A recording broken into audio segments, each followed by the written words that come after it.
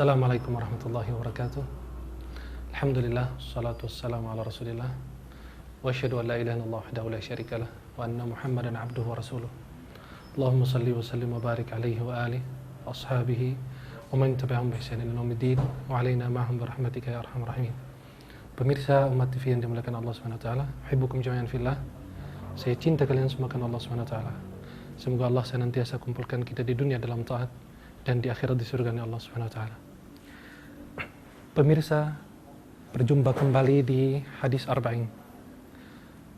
Alhamdulillah kita sudah sampai hadis ke-4.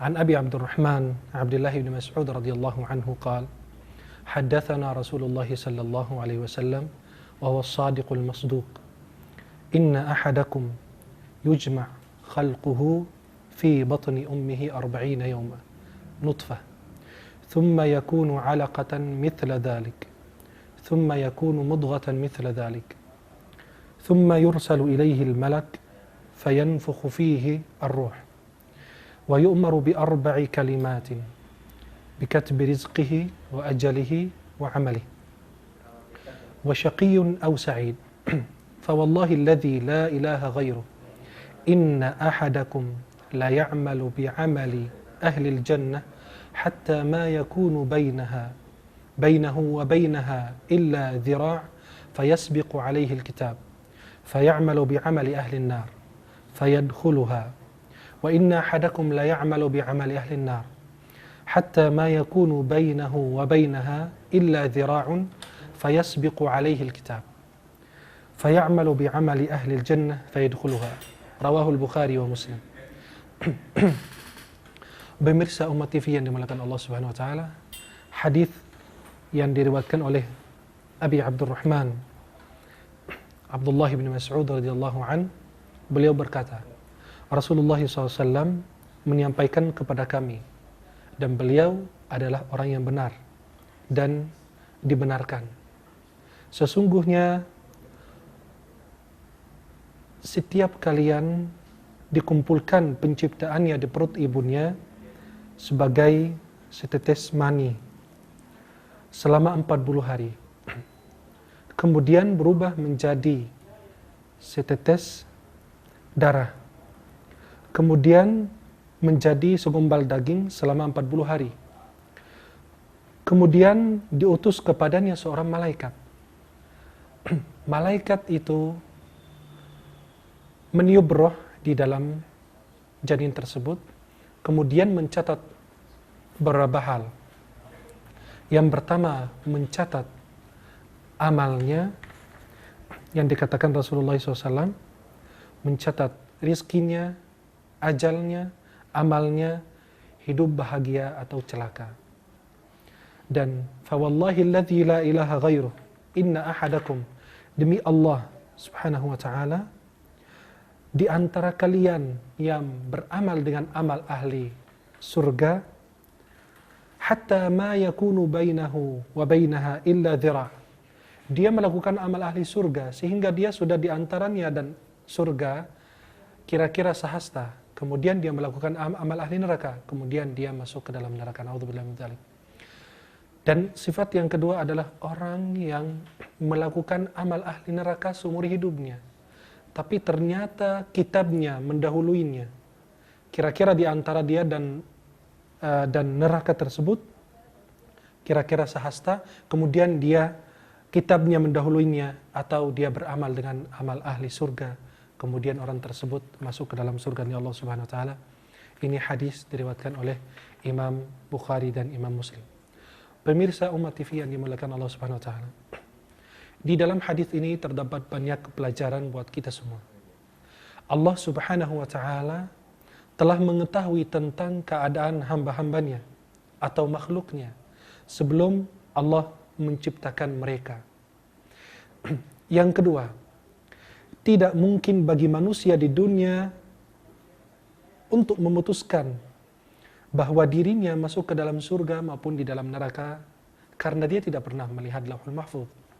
Maka orang tersebut harus beramal atau tetapi dia harus beramal atau perbuatan merupakan sebab memasuki orang tersebut di dalam surga Allah Subhanahu wa taala. Artinya kita harus berusaha, kita beramal. Ada orang yang bertawakal yang mengatakan, saya merasa diri saya orang ahli neraka. Mengapa saya beramal? Ada yang mengatakan, saya tidak pantas masuk surga karena amal saya tidak membuat saya masuk ke dalam surga Allah Subhanahu wa taala. Maka kita bisa mengatakan kepada orang tersebut, apakah Anda pernah melihat Lauhul Mahfuz? Isinya apa? Apakah Anda termasuk surga atau termasuk ahli neraka? Kita tidak pernah melihat Lauhul Mahfuz sama sekali, maka kita harus tetap beramal. Dan amal perbuatan kita ini adalah merupakan sebab kita masuk ke dalam surga maupun ke dalam neraka Allah Subhanahu wa taala. Amal perbuatan dinilai dari akhirnya. Innamal a'malu bil khawatim. Yang kita sering dengar husnul khatimah atau su'ul khatimah. Allah menilai dari akhir hidup kita. Apakah kita termasuk orang yang wafat dalam keadaan baik maupun dalam keadaan buruk. Sehingga Imam Ibnu Katsir mengatakan Allah telah menetapkan hal tersebut bagi hamba-hambanya. Kalau orang yang beramal dengan amal soleh dan dia beramal ahli surga, insya Allah dia meninggal dalam keadaan husnul khatimah. Dan sebaliknya, orang-orang yang melakukan amal ahli neraka, orang tersebut itu pasti akan memasuki neraka karena amal ibadahnya selalu dengan senantiasa dia menjauhkan diri dari Allah Subhanahu wa taala dan berbuat amal ahli neraka. Yang kita harus menilai lagi adalah kita harus tetap berusaha, kita tetap beramal. Karena hidup kita dinilai dari akhirnya. Disunnahkan bersumpah untuk mendatangkan kematangan sebuah perkara dalam jiwa. Artinya orang boleh bersumpah atas sesuatu perkara yang besar.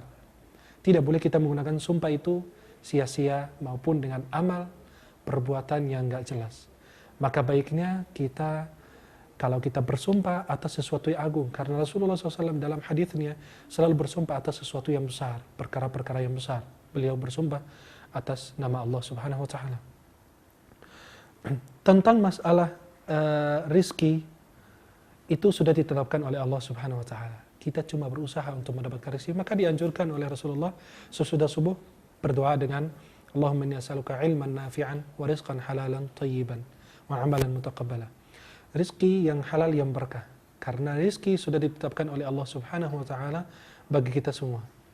Maka kita mencari rezeki tersebut. Famshu fi manakibiha wa kulu min rizqihi wa ilaihi nusyur. Surat Al-Mulk. Allah menyuruh kita untuk berusaha mencari rezeki tersebut. Allah sudah menetapkan rezeki itu bagi kita. Hari ini sekian, besok sekian. Tapi kita berusaha saja untuk mendapatkan rezeki tersebut. Kehidupan ada di tangan Allah Subhanahu wa taala. Seorang tidak akan mati kecuali dia telah menyempurnakan umurnya. Tidak ada yang mati padahal menurut kita, wah ini masih muda atau masih kecil atau sudah apa.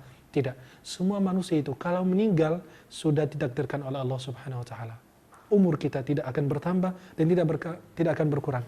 Ada yang protes. Memang ada hadis Rasulullah mengatakan, kalau orang ingin Allah panjangkan usianya dan murahkan rezekinya, orang tersebut menyambung tali silaturahim. Gimana dia? Kata Rasulullah SAW dalam hadisnya, kalau dia menyambung tali silaturahim, pasti orang tersebut itu dipanjatkan usianya. Ulama berselisihan terhadap masalah dipanjatkan usianya oleh Allah Subhanahu wa taala. Kesimpulannya adalah Allah berkahi usianya. Imam An-Nawawi wafat usia beliau 40-an. 40 berapa beliau wafat. Tapi karya-karya beliau Allah berkahi umur beliau yang menurut kita cuma sebentar, tapi karya beliau, ilmu yang bermanfaat yang disampaikan oleh beliau, Masya Allah luar biasa.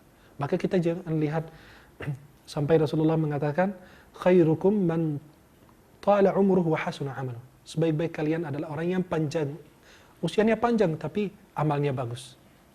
Dan buruklah orang yang usianya panjang, 90 tahun, 80 tahun, tapi amalnya buruk. Na'udzubillah min dzalik.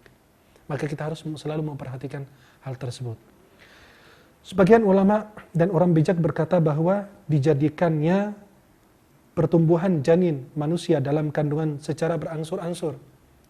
Itu artinya apa? Adalah sebagai rasa belas kasih terhadap ibu, Karena sesungguhnya Allah mampu untuk menciptakan anak tersebut sekaligus.